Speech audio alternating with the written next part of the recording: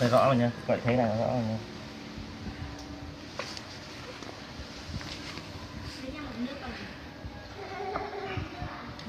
Ấm ấm.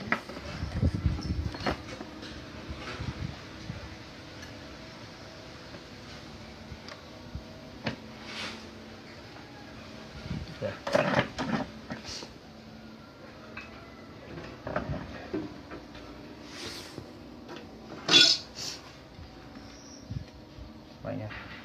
Ông tuần nào thì nói bước 1 thế nào, bước 2 thế nào, Không nhìn là biết rồi. bước 3 thế nào.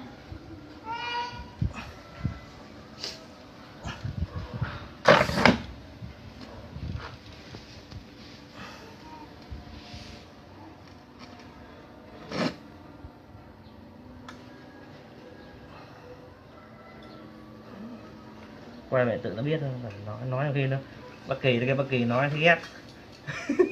Thế nó làm gì đã một tí cái nói. Tham khảo chuyên nghiệp người ta chỉ nhìn người ta biết thôi. Nhìn phải Nước ngoài nó đâu cần phải ấy em thấy không? Rồi, ok.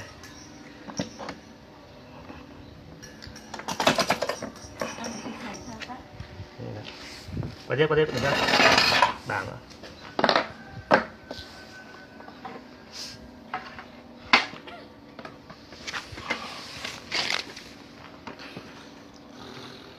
không cần mưa rồi.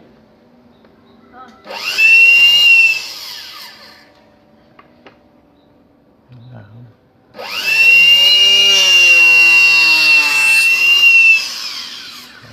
Quay mấy hàng rồi, quay mấy hàng.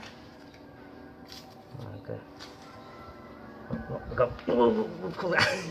Đây cái búa đập vào đây đúng rồi, cho vợ phải mạnh vào. Ok. Như lại mà. Quay.